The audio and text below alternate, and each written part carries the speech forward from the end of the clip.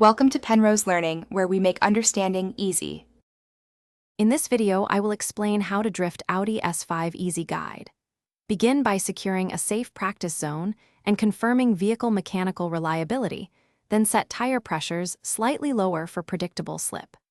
Learn initiation methods like clutch kick and handbrake pull, and focus on smooth countersteer and throttle modulation to maintain the drift. Progress slowly, rehearse entries and exits, and never sacrifice safety for speed. Start your practice with slow, deliberate attempts to feel the car's balance, using a clutch kick or handbrake to initiate a slide. Work on timing versus speed, and practice countersteer immediately to control yaw. Focus on throttle inputs to manage angle and avoid overcorrection, keeping corrections small and calm. Repeat single techniques until consistent, then combine methods once you can hold a controlled slide confidently and safely. If you're finding this video helpful, please subscribe and like to support the channel and future tutorials.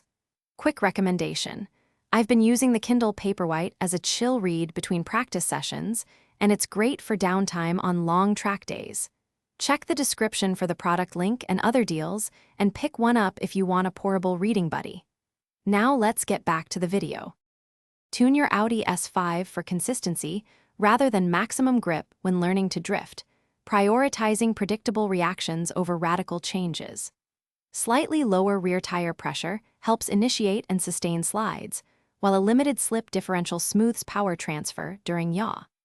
Keep suspension adjustments conservative so the car remains forgiving, and ensure brakes and steering are responsive before attempting advanced maneuvers. Regularly inspect components after each practice session.